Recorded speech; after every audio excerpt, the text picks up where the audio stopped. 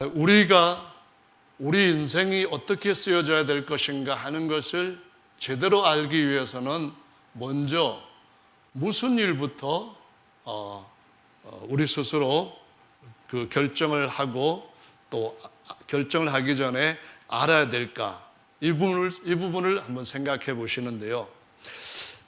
우리 모든 사람들이 과연 나는 나의 소유인가, 아니면 다른 누구의 소유인가, 아니면 또 다른 어떤 존재의 소유인가, 이것을 살펴보는 것이 조금은 철학적인 것 같기는 하지만은 중요하다고 생각이 됩니다.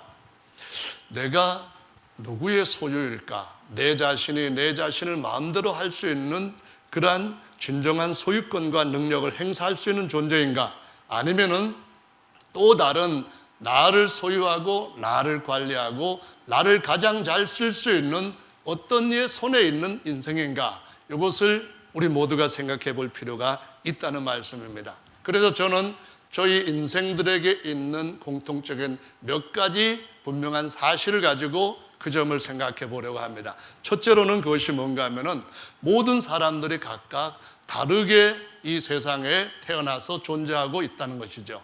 살아가는 삶의 방식이 다른 것뿐만 아니라 그 사람의 본래 출생부터 가지고 죽을 때까지 다른 사람과 구별되는 어떤 표식을 갖고 있다고 하는 사실인데, 그것은 바로 여러분도 잘 알고 계시는 지문이라고 하는 것입니다. 다른 말로 정확하게 하자면은 손끝에 찍혀 있는 다른 사람과 구별시켜주는 표식이라고 하는 것입니다. 이 지문이라고 하는 것은 1686년도에 이탈리아 해부학자 말픽이라고 하는 사람에 의해서 연구가 되어 가지고 사람마다 각 다르게 이 지문을 갖고 있어서 각각 사람들을 정체성을 그 사람이 누구인가를 알려주는 그런 개별적인 표식이라고 했는데요. 이 지문이 오래전의 것들도 오늘날까지 남아있는데 그것을 보고 저는 깜짝 놀랐습니다. 그것은 기원전 1000년경에 이집트 어떤 제사장의 무덤에 제사장을 내장하기 위해서 그 석고로 되어 있는 관을 만들었는데, 아직 석고가 굳기 전에 그 관을 작업한 사람이 이렇게 만졌던 것으로 인하여서 거기에 지문이 생겼다는 거죠. 그래서 3000년 전의 지문이 아직도 남아있다, 그런 그 기사를 본 적이 있고요. 또 하나는 어떤 것인가 하면은 기원전 1300년경에, 그러니까 지금부터 한 3300년 전쯤에 사람이 빵을 만들었는데 빵이 다 굳기 전에 제빵사가 거기다 손을 딱 집었는데 그것에 지문이 남은 것이 지금까지 남겨진 지문 중에 오래된 것 중 하나라고 얘기를 합니다. 그 외에도 보니까 한 5000년 전쯤 스웨덴의 한 토기 그릇에 지문이 새겨져 있는 것이 지금까지 남아있다고 얘기를 합니다. 또 터키의 차륵에서 지문도 발견되고 또 다른 도자기 조각에서도 지문이 발견되는데, 이런 것들은 주전 한 2000년, 3000년 그 정도로 돼서 지금으로부터 정말 오래전에 많은 것들 속에 지문이 여전히 남겨져 있다 하는 사실을 보여주고 있다는 것이죠. 그래서 이 지문은 정말 사람들이 누구냐 하는 것을 알려주는 굉장히 중요한 각 개인의 어떤 제품 번호와 같은 역할을 하고 있습니다. 삼성에서 지금까지 핸드폰을 만들어낸 것 중에 그냥 아무데나 내다버리는 것 외에는 전부 다 제품 번호를 찍어가지고 고유하게 다 관리를 했던 것과 같이, 어쩌면은 우리 인간들은 이 땅에 출생하면서부터 그렇게 많은 인생들이 출생했지만 모든 인생들은 각각 그 누군가에 의해서 특별한 존재로 그 자신만을 나타내는 표식이 손에 붙게 되어 있는데, 2005년도에 어떤 살인사건이 일어났던 경우가 있죠. 이때 어떤 호프집의 그 사장이 둔기에 맞아 살해가 되고 신용카드와 현금 70만 원을 강탈당했는데 지금까지 범인을 잡지 못하고 있다가 2012년도에 전체 지문을 관리하는 지문조회 시스템이 정착이 됐다고 합니다.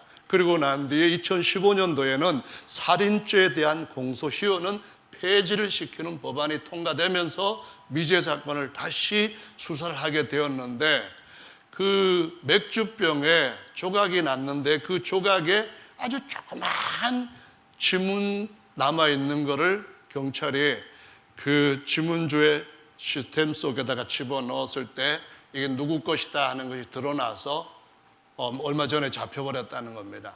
그 말은 무엇을 의미하느냐 하면은, 누군가가 그 손으로 무언가를 했을 때에 흔적이 남을 뿐만 아니라 그 흔적은 곧 누구의 소행이다, 누구의 손에 의해서 일어났다 하는 것이 거기에 기록이 된다고 하는 사실을 보여주고 있다는 것입니다.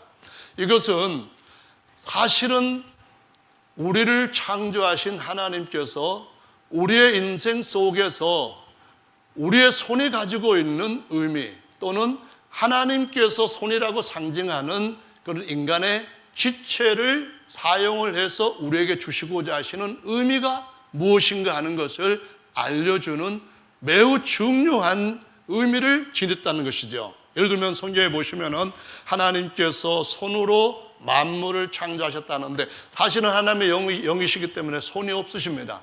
그런데 손으로 지으셨다는 말씀은 이 손이야말로 하나님이 상징적으로 능력을 나타내기 때문에, 그 능력의 손이 함께 하신다 할 때는 하나님께서 그 가운데서 역사하시는 아주 기이한 일들이 계속 나타났던 것을 볼 수가 있습니다. 그래서 하나님의 손이 함께 하신다는 말씀과 함께 성경 말씀에 보면은 손에 대해서 또 뭐라고 말씀하시는가 하면은 이렇게 말씀합니다. 하나님께서 그 아들 예수 그리스도를 이 세상에 보내시고 그 아들을 통하여서 우리의 인생들을 가야 할 방향을 제시하실 때에 뭐라고 말씀하시는가 하면은, 아버지께서 모든 만물들을 다 내 손에 주셨으니, 이렇게 말씀합니다. 하나님께서 다 내게 주셨다 이런 표현보다도 내 손에 맡기셨다 이런 표현을 쓰면서 요한복음 10장의 말씀에 보시면은 또 이런 말씀을 합니다. 아버지께서 내게 주신 자들을 아무도 빼앗을 수가 없다, 그 말씀하실 때 내 손에서 빼앗을 수가 없다 이런 말씀하시면서, 저희를 주신 내 아버지는 만유보다 크심에 아무도 아버지의 손에서 빼앗을 수 없다라는 말씀을 하심으로써, 손이 없으신 하나님인데도 불구하고, 그냥 어디에나 충만하신 영인데도 불구하고 손을 표현해서, 그 아들의 손을 표현해서 뭐라고 말씀하신가 하면은, 그분의 손으로, 그분의 손가락으로 지으신 모든 만물들을 그 아들의 손에다가 다 주심으로 그 손이 모든 것들을 관리하게 하셨다 하는 말씀을 쓰신 것을 볼 수가 있습니다. 이 말씀은 하나님께서 특히 성경에서 손이라고 하는 것이 아주 중요한 의미를 가지고 있다고 하는 것을 보여주시면서, 그 손 속에다가 우리 각 사람이 다르다고 하는, 하나님 앞에 특별한 존재라고 하는 표식을 주었다고 하는 것을 생각하게 한다는 것입니다. 여러분, 손이 어떤 손이십니까? 이 손이 어디에 사용되느냐, 그것은 굉장히 중요한 문제입니다. 하나님께서 이 손을 통해서 할 수 있는 일들을 엄청나게 많이 계획하신 것은 그분의 손이 보이지 않지만은 우리의 손과 함께하는 인생이 되게 하시기 위하여서, 그 손에 그 하나님께서 끝까지 함께 하신다고 하는 표식을 준 것이라고 성경은 말씀하시고 있다는 겁니다. 그래서 여기 계시는 여러분 인생이 어떻게 달라질 것인가 하는 것은, 여러분 속에 특별히 하나님께서 여러분 개인을 특별한 관심을 갖고 인생을 이끌어 가시는 그 과정 중에 그분의 손과 함께 그 손을 잘 사용하시라고 여기다가 그 흔적들을, 여러분의 정체성을 두셨다는 사실을 기억하시면은 하나님께서 주시는 복을 계속해서 누릴 수 있을 것이라고 말씀드리고 싶은 것입니다.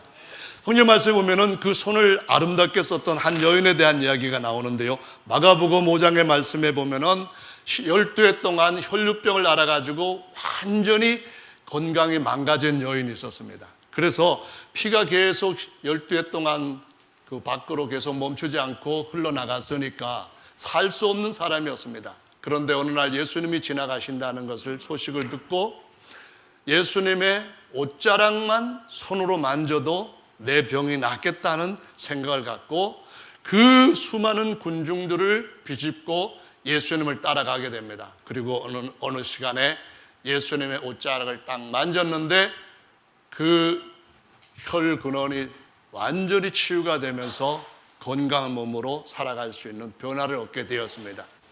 예수님께서 제자들을 돌아보시면서 누가 내 옷자락에 손을 대느냐 질문하십니다. 제자들이 어이가 없어서 지금 사람들이 애워싸고 밀고 땡기고 난리법석인데 어떻게 누가 내 옷자락에 손을 대었느냐고 그런 질문을 하십니까 했을 때 아니라는 겁니다. 누군가가 믿음으로 내 옷자락에 손을 대었다고 말씀을 하십니다. 여러분, 예수님의 그 옷자락에 오직 그 불쌍한 여인을 모든 인생과 다르게 보시고 그 손에 흔적을 남기시고 정체성을 남기신 그분께서 내 옷자락에 흔적을 남긴 그 믿음의 손을 나는 내 손으로 붙들고 그의 인생을 바꿔준다고 하는 이 메시지를 주신 것을 여러분 손을 만질 때마다 질문을 보실 때마다 생각하게 하시는 것인 줄로 믿으시기를 바랍니다. 저는 정말 제 손이 어디에 쓰여지면 좋겠는가, 하나님께서 그 많은 사람들과 다르게 여기에다가 흔적을 남기시고 여기에다가 자신의 의지를 보여주신 그 하나님이 이걸 어디다 쓰시려고, 어디다 쓰게 하시려고 이렇게 여기에다가 다른 점을 남기셨는가를 생각해 봅니다. 저의 인생과 여러분의 인생은 지문이 다르시 다 다릅니다. 여러분의 인생은 여러분 손에 있는 지문이 어디에 찍히느냐에 따라서 다 달라질 것이라고 하는 사실을 기억하시기 바랍니다. 그리고 그 일들은 반드시 어느 땐가는 흔적이 남겨져서 누가 손을 대었는지를 주님께서 평가하실 것이라는 것을 기억하시기를 바랍니다. 그래서 저는 하나님은 그 많은 인생에 대해서 정말 세심하게 뭔가를 남기시고 그분과 연결을 시도하고 계신다는 사실을 계속 느끼게 됩니다. 두 번째로 여러분이 잘 아시는 것처럼 미국에서 1980년대에 처음으로 도입한 사람들과 구별하는 그러한 표식으로 홍채를 사용한다는 것을 아마 아실 것입니다.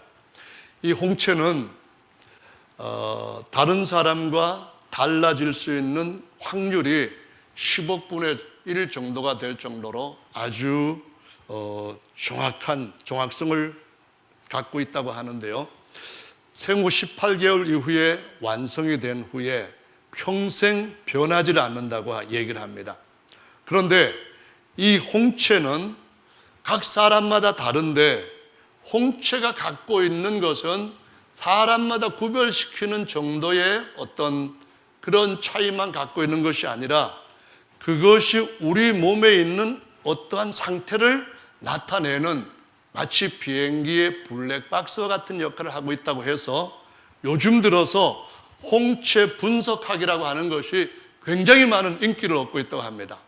그래서 이 홍채를 렌즈로 촬영해 가지고 패턴을 연구를 하면은 어떤 결과를 얻을 수 있는가 하면은 식생활이라든가 생활 습관이라든가 육체와 정신적인 그런 그 상태까지도 그 홍채를 통하여서 파악을 할 수가 있다고 합니다.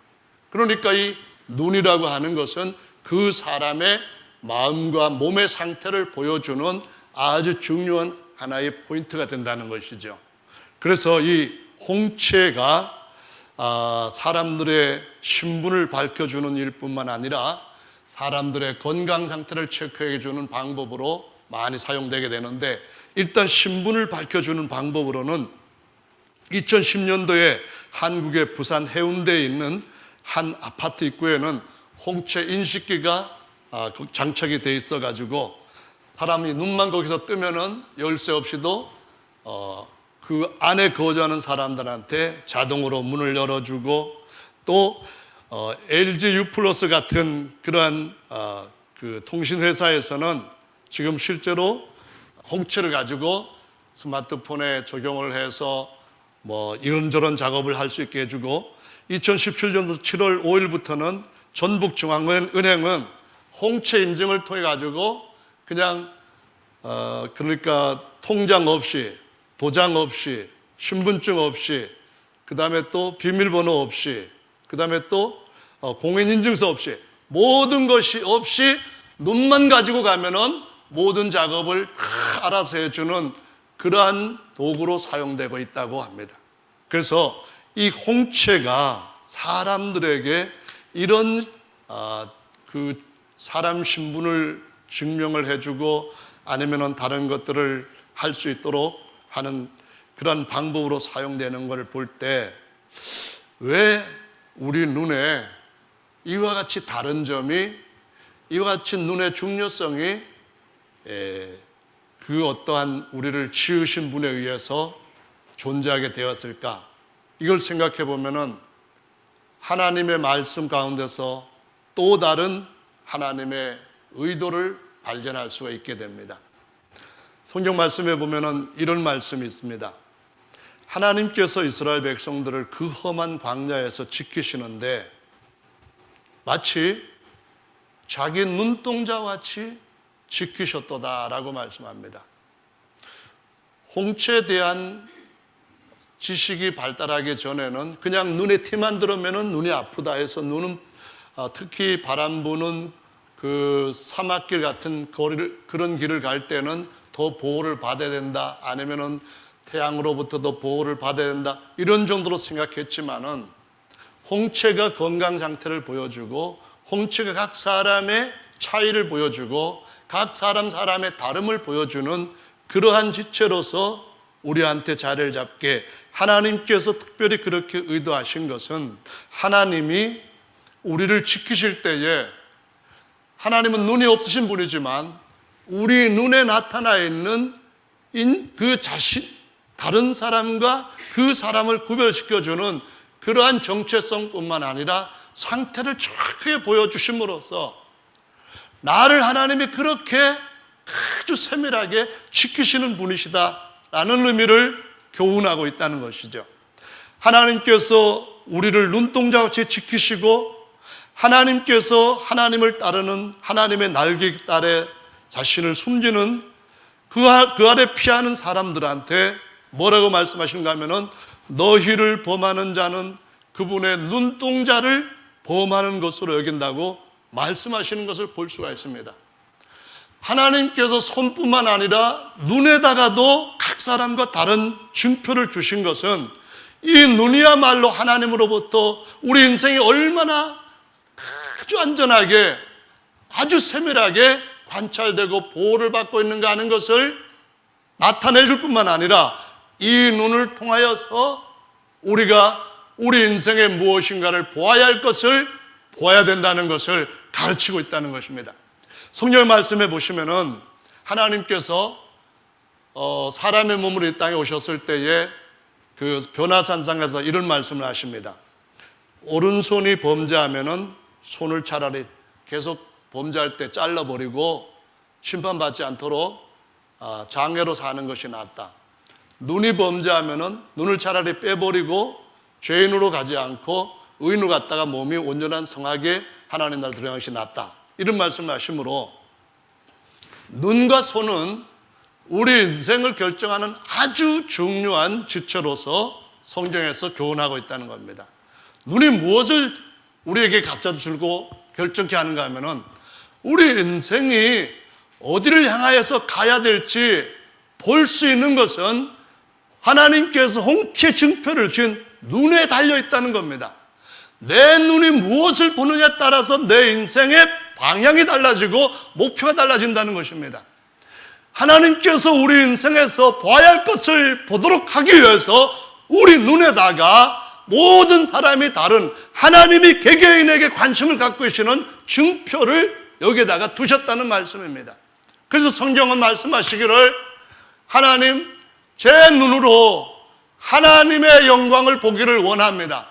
제 눈으로 하나님께서 행하시는 그 귀한 일들을 보고 그 인생길을 걷기를 원합니다. 그래서 찬송가에도 보면은 내 눈 주의 영광을 보내 하면서 예수께서도 이 땅에 오셨을 때에 하나님이여 하나님께서 내게 주신 영광을 저들에게도 보게 하시기를 원합니다. 그 말씀을 하시면서 그 눈으로 보아야 할 것을 보고 그 눈이 하나님께서 각 개인에게 세심하게 관심을 갖고 표식을 준 그걸 가지고 그 개인에게 맞는 하나님의 인생의 목표를 보게 하시고 그 목표를 이루게 해서 주께서 우리에게 주신 능력을 따라 주께서 우리에게 주는 손의 힘을 따라 만져야 할 것을, 잡아야 할 것을, 붙들어야 할 것을 붙들게 하실 때에 우리 인생이 하나님께서 생각하시고 계획하신 최고의 그 목적에 맞는 인생으로 성공하고 진정한 성숙을 얻을 수 있다는 것을 보여주신다는 말씀입니다. 그래서 이 눈은 하나님 앞에서 이런 도구로 쓰여지라고 가르칩니다. 믿음의 눈으로 보아야 할 것을 보라는 겁니다. 믿음은 바라는 것들의 실상이요 보지 못하는 것들의 증거라고 말씀을 합니다.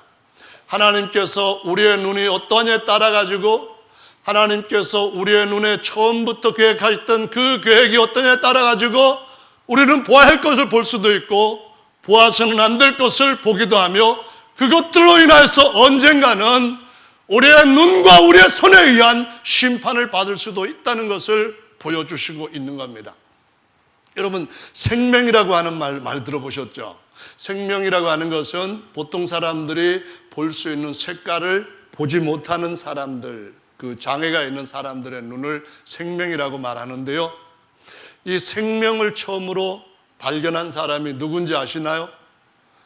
생명을 처음으로 발견한 사람은 생명이었던 영국의 화학자 또는 근대과학의 아버지라고 불리는 돌턴입니다. 존 돌턴이 처음으로 생명을 발견하게 되었는데 어려서부터 그는 과학자가 되고 싶은 꿈을 갖고 있었다고 해요.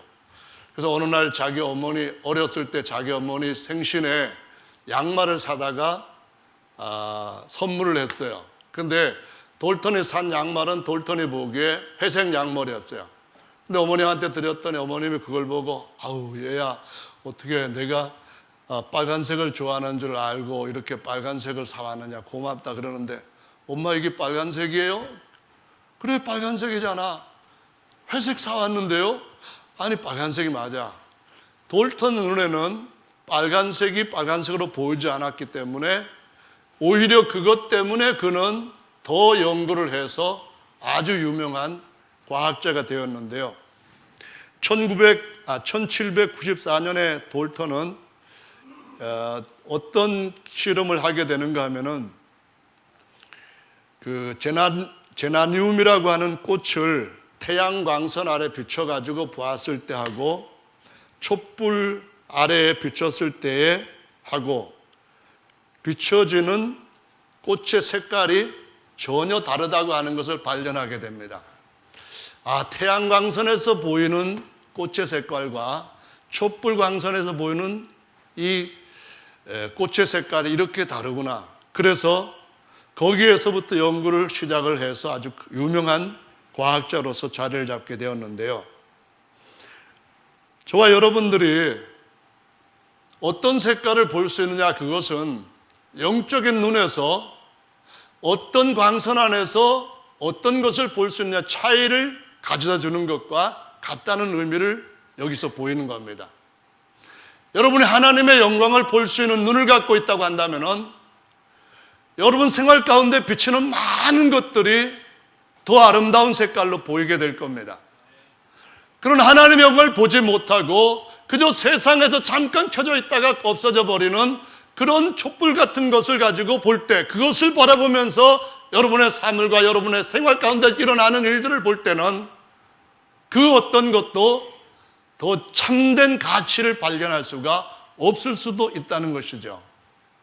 하나님은 말씀하시기를 하나님께서 만들어 놓으신 그 모든 것들 속에 하나님께서 그분 자신을 인식시키는 많은 증표들을 주셨는데 그 모든 것들 중에서 인간이야말로 가장 놀라운 하나님의 계획 가운데서 만들어져서 하나님의 그 계획 가운데서 그 용도로 쓰여질 때에 비로소 인간은 최고의 가치를 가진 영원한 삶을 풍족하게 누리게 될 것이라고 말씀하시고 있다는 것입니다.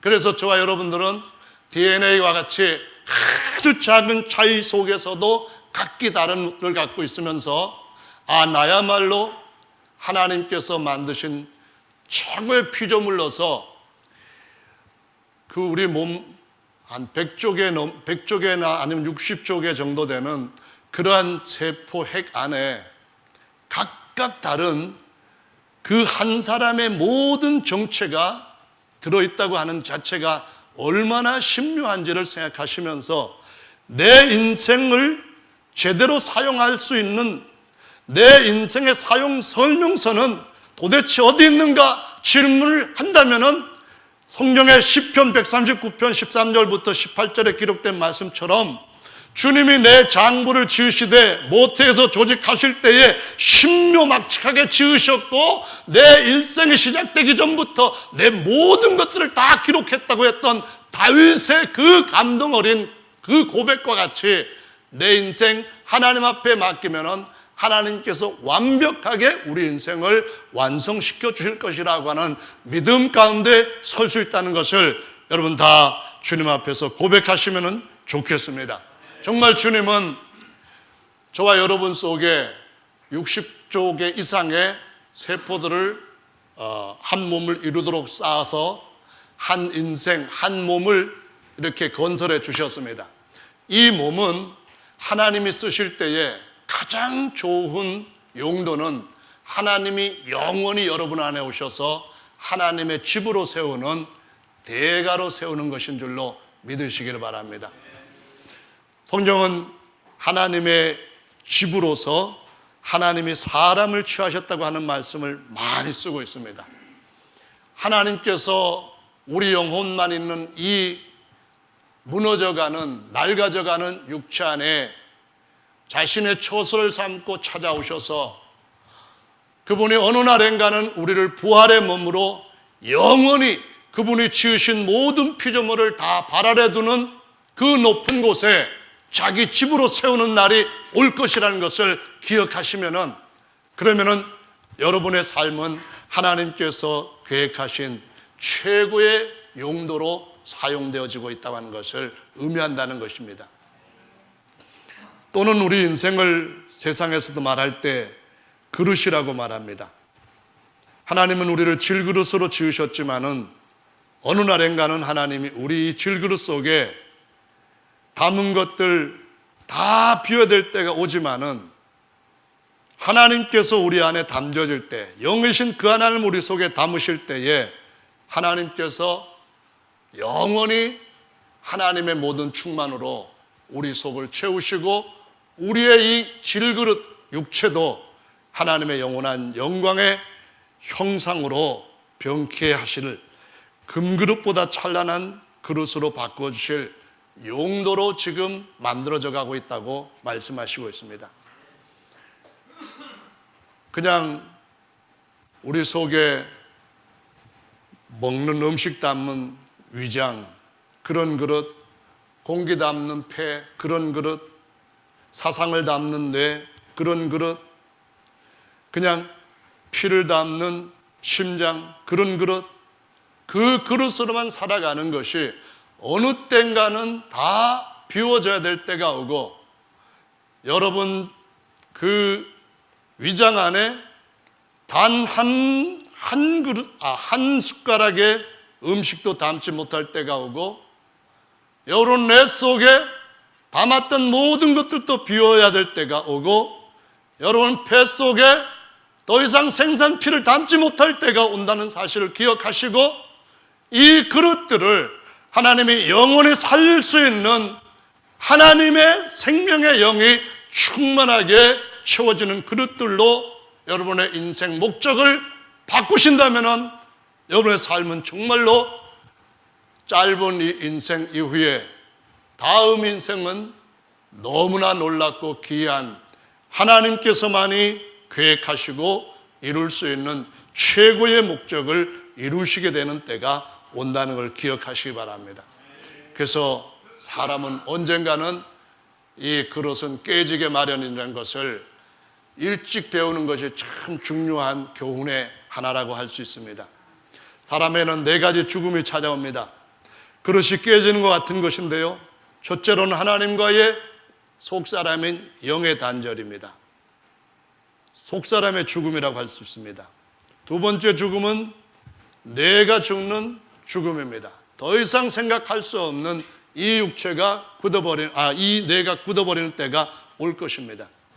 그리고 사람의 육체는 생명이 피에 있다고 했는데 더 이상 심장이 작동을 하지 않으면서 피를 통하여서 온몸에 공급하는 영양분이나 산소를 공급하지 못하는 때가 올 것이라는 겁니다. 그래서 심장이 멎는 때도 어느 날 온다는 겁니다. 그런데 그 무엇보다도 이 그릇 속에 있는 비워야 할 것이 있다는 것을 꼭 생각을 해야 되는데요. 그것이 뭘까요? 꼭 비워야 할 것이 뭘까요? 그릇이 깨어지게끔 만드는 가장 근본적인 원인, 그것이 무엇인지를 아는 것이 최고의 지혜라고 할 수 있습니다. 죄라고 하는 것이 모든 인생을 멈추게 한다는 것을 기억하시고 예수님으로 말미암아 이 죄 문제를 해결하시는 그러한 은혜가 이 세상 살아가는 동안에 여러분의 최고의 선물이라는 것을 기억하시고 그걸 받고 그것으로 감사하시면서 사시면은 여러분의 그 인생이 각 사람마다 다르게 하나님이 지으시되 자기의 형상으로 지으신 목적을 바로 이루게 하시는 때가 올 것입니다. 손의 지문보다도 눈의 홍채보다도 안에 있는 DNA보다도 우선적으로 사람을 구별하는 것은 얼굴입니다. 사람은 나이가 40이 되면은 각자 자기 얼굴에 대한 책임을 져야 된다는 말들을 씁니다. 40이 되면은 그 얼굴이 어디를 바라보고 어떻게 변했느냐, 그 변함을 위해서 내 손을 어떻게 사용했느냐, 거기에 대한 책임을 져야 된다는 그런 의미인데요. 모세의 얼굴을 한번 생각을 해보십시다. 40년 동안 왕궁에서 살았습니다. 세상이 부러워하는 얼굴이었죠. 그러나 거기에서부터 하나님의 집에서 종로로 타는 것이 애굽의 모든 보화와 영광보다도 더 낫겠다 여기고 나왔습니다. 40년을 목동으로서 80세가 될 때까지 살았습니다. 이제 그의 나이가 언제 호흡이 끊어질지 모르는 임종이 임박한 그런 나이가 되었습니다. 그때 하나님이 그를 만나시는데 그때 그의 모습은 바로 시편 23편 말씀에서 내 인생이 이제는 사망의 음침한 골짜기를 거쳐야 되는데 내 이 인생의 사망의 골짜기를 지나고 난 뒤에 내가 어디로 갈지, 내 영혼을 인도해 주는 목자가 어디 계시는지, 그분의 인도하심이 내게 지금 어떻게 나타날지 그것에 대해서 바라보는 양의 얼굴과 같은 모습이었을 겁니다. 그가 하나님을 만나고 나서 나머지 40년을 사는 동안에 그의 얼굴은 하나님의 영광의 형상이 반영되는 광채나는 얼굴로 변했습니다. 하나님의 형상으로 우리를 지으셨다는 말은 하나님의 얼굴로 우리를 지으셨다는 것입니다. 하나님께서 우리의 얼굴에 그분 얼굴을 마주 대하시면서 그분의 눈을 마주 대하시면서 그분의 손으로 우리를 껴안으시면서 영원히 자신의 모든 것들을 아들로 물려받게 하시는 그 계획 가운데 우리를 이 땅에 보내셨다고 하는 사실을 그때 다시 한번 확인시키시면서 저와 여러분들은 그분의 그 눈 안에서 가장 사랑스러운 존재로 그 앞에 서게 될 줄로 믿으시기 바랍니다. 우리의 눈이 무엇을 볼 것인지, 우리의 손이 무엇을 할 것인지 여러분에게 특유의 여러분만을 규정지어주는 그 표식들을 보시면서 매일매일 시간을 주님 바라보고 그분 만지신 은혜 가운데 있으시기를 예수님의 이름으로 축원합니다.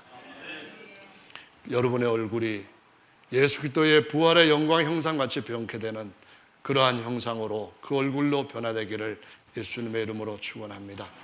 다 같이 잠시 동안 기도